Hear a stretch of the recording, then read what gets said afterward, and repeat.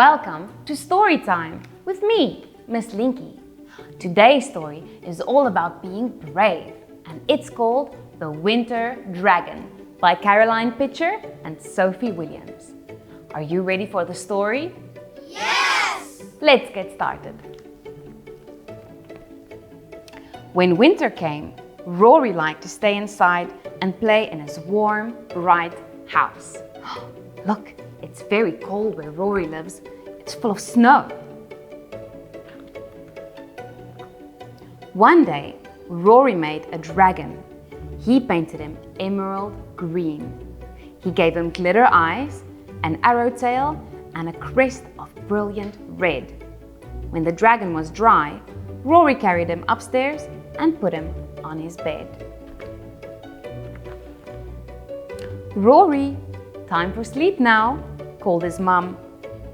Down came the big blanket of night over all the things that Rory knew.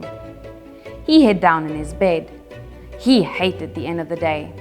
He always thought monsters and demons of the dark might creep out from the shadows. Poor Rory. Then Rory heard a gentle growl and felt warm breath upon his face. His room was lit by a glow, green as an apple in deep magic. It was the dragon. "You're like a nightlight," said Rory, "but you haven't got a switch or a bulb." The dragon chuckled. "I shine to light the dark, that's all. Don't fear the night while I am here." And he shone to keep the dark at bay. The dragon's eyes gleamed red as he stood, arms folded, upon Rory's bed. His scales flashed like a knight's chainmail, and he lashed his tail. He said, "I warmed your slippers and your bed." "You're like a hot water bottle," said Rory, "but you haven't got a stopper." The dragon chuckled. "I blow hot breath to warm things up, that's all. I am the winter dragon. Don't fear the cold while I am here." And he stood guard over Rory as he drifted into sleep. Each evening before bedtime, the dragon came again. "Please try a toasted tea cake, Rory," he said, crisping each half with his hot breath. "I toast marshmallows and muffins too." "You'd be brilliant at a barbecue in summer," cried Rory.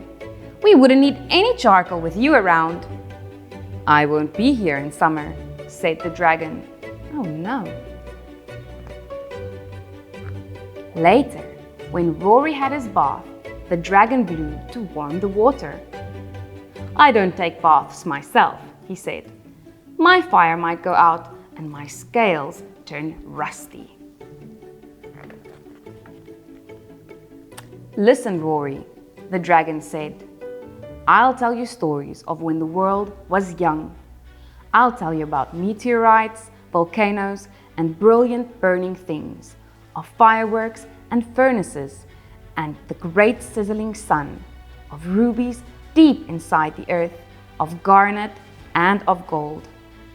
I'll tell you stories of my family, of dinosaur, lizard, and the ancient crocodile.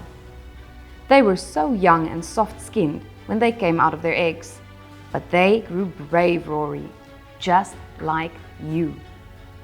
And in the dragon's dreamtime world, Rory did grow brave. Dinosaur, lizard, and the ancient crocodile became his dreamtime friends. The dragon told of bonfires and beacons blazing in the dark, of elf kings and treasure hoards in caves and mountains, of salamanders with crimson skins and the phoenix rising from hot ashes. He told of knights battling while dragons snored, and rain dragons dancing while cymbals clashed. "Let's ride those dragons, light the beacons, clash our swords and dance," cried Rory. "Together we can banish the demons of the dark." "That's the spirit, Rory."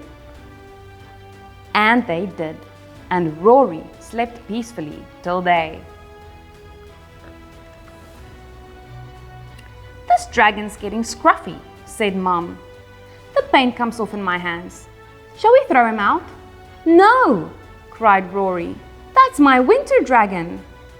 "We can't keep everything you make," she said. "Just look at all these robots and old cars made of boxes."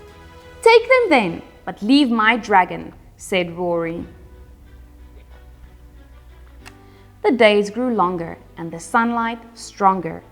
At night, Rory was asleep before night's black blanket fell. He had the dragon stories in his heart and knew they would protect him from the demons of the dark. The daffodils burst open in the grass, but the dragon's colors faded with the spring. His glitter eyes were dull. His crest had fallen, and Rory knew his dragon was longing to go home. Poor dragon. The next night, the dragon was gone. Rory searched and found him at the wood stove, gazing in. His eyes were full of fire. "That's my world, Rory," he said, "the melting middle of the earth. See the golden center and the blue-topped flames? That's the place I love. It's time for me to go now. I'll come back if ever you need me." Spring and summer came and went, and when the winter darkness fell again, Rory had warm memories to wear like bright armor in the dark. He dreamed happily of his dragon, at home in his own world of warmth and light. Wow, what a lovely story. I hope that we will all be able to face our fears and become just as brave as Rory did. I hope you enjoyed this story with me, and I'll see you again next time. Bye!